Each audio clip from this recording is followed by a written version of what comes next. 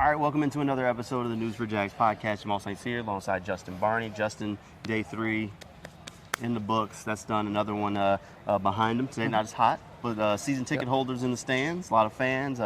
They gave him a few reasons to cheer. Yeah, did, and for us it was a little cooler today.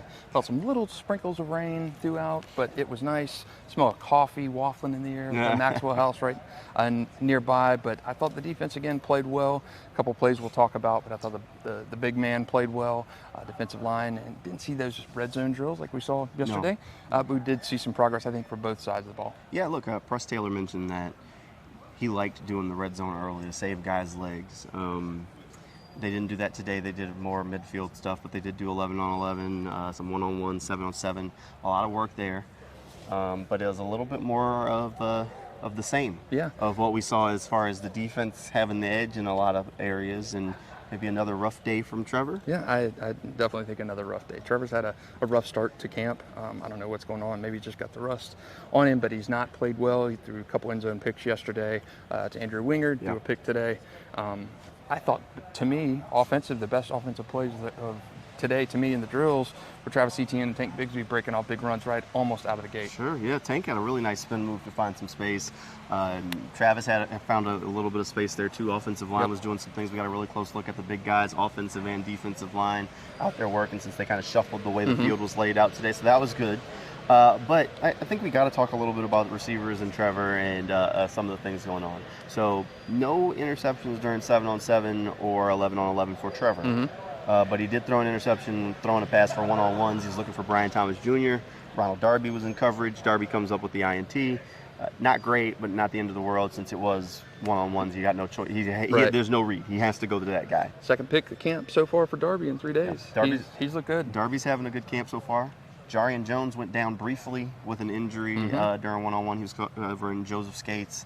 Looked like he just kind of lost his footing, limped off the field, but came back for 11-on-11 for some team drills later on. So it looks like Jarian is good, even though there was a little bit of a scare there for him momentarily. But, I mean, overall, I think you got to be happy with what you're seeing from Ryan Nielsen's defense. Absolutely. I don't think there's any way around that. Absolutely. And he mentioned yesterday about the depth chart. Nobody's really been penciled in here or there. You know who the guys are. But I think for Ryan, he wants to see what these guys have. He wants to see that little dog in them in the fight.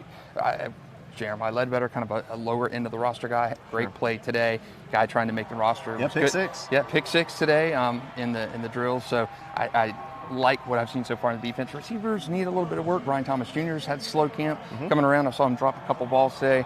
Trevor's had a rough start, so it's definitely been tilted defense heavy to me, and maybe some defensive guys we're not used to seeing. Caleb Johnson has played well.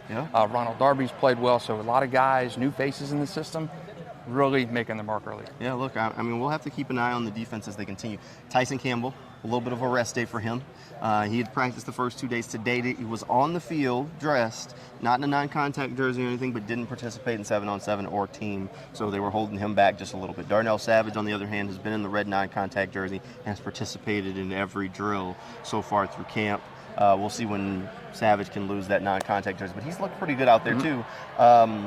Look, overall, I think Evan Ingram's getting there. I think Christian Kirk's getting there. I think we're still kind of waiting on Trevor to kind of zone in and get to where overall the team needs and wants him to be.